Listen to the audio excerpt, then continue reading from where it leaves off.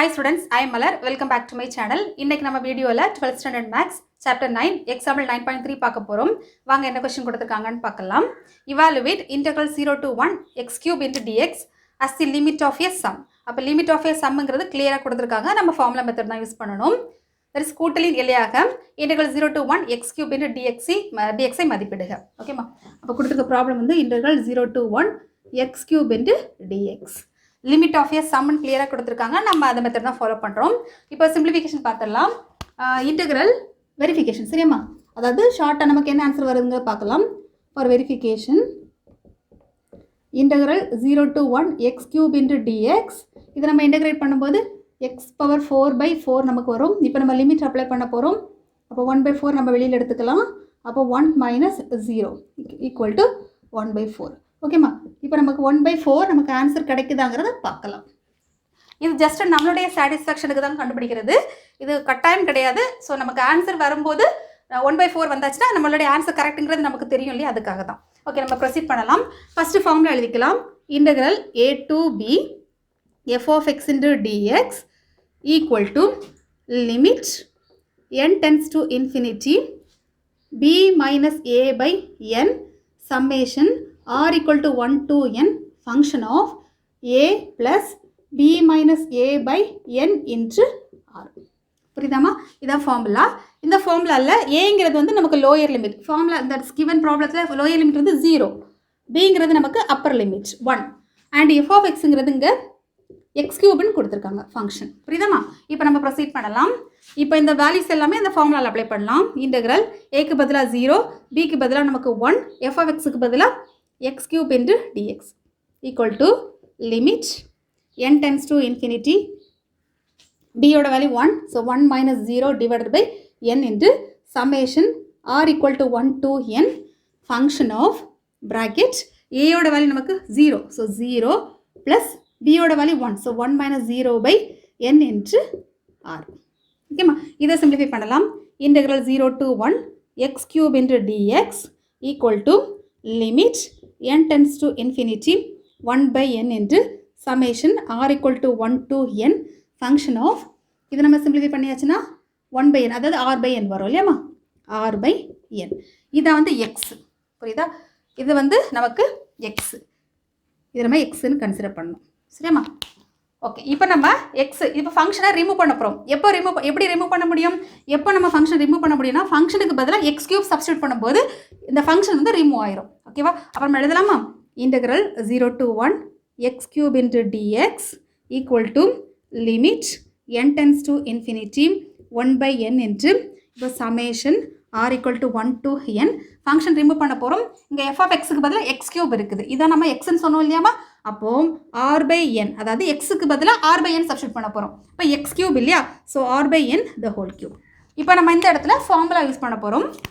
இந்த ஃபுல் டேர்மே நம்ம ஃபார்முலா. ஓகேமா? ஃபார்முலா யூஸ் பண்ணி நம்ம சிம்பிளிஃபை பண்ண போகிறோம். இப்போ எழுதிக்கலாம். லெஃப்ட் ஹேண்ட் சைடு அப்படி எழுதிக்கலாம்.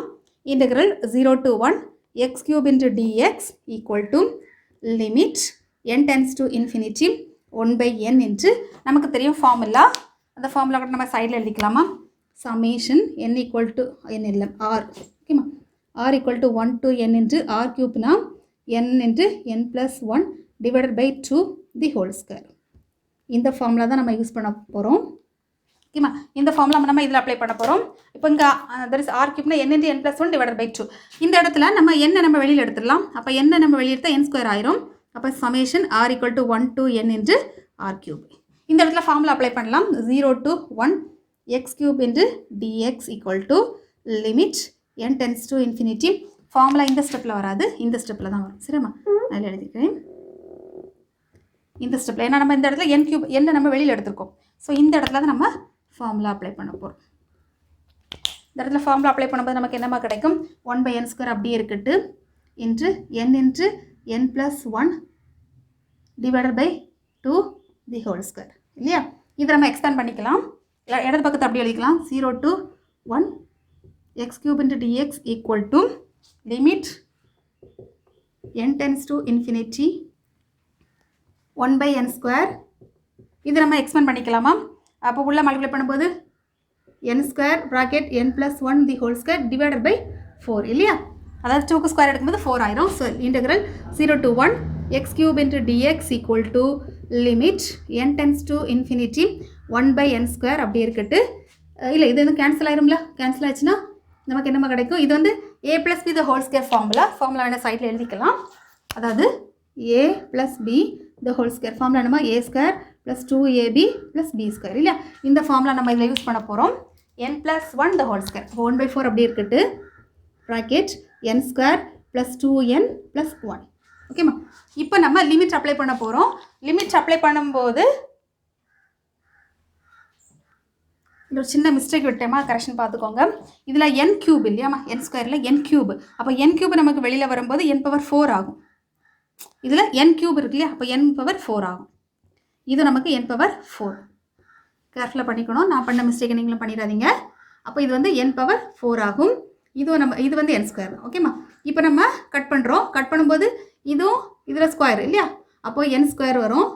அப்போது 1 by n square into 1 by 4. ஓகேம்மா, இப்போ கரெக்டாக இருக்கும். இப்போ நம்ம லிமிட்ஸை வந்து டேரெக்டாக அப்ளை பண்ணும்போது டோட்டல் டேர்ம் வந்து நமக்கு இன்ஃபினிட்டி ஆயிரும். ஸோ நம்ம என்ன பண்ண போகிறோம்னா அந்த டேர்ம் வந்து டிவைட் பண்ண போகிறோம். இந்த 1 by n ஸ்கொயரை நம்ம உள்ளே வந்து மல்டிப்ளை பண்ண போகிறோம்.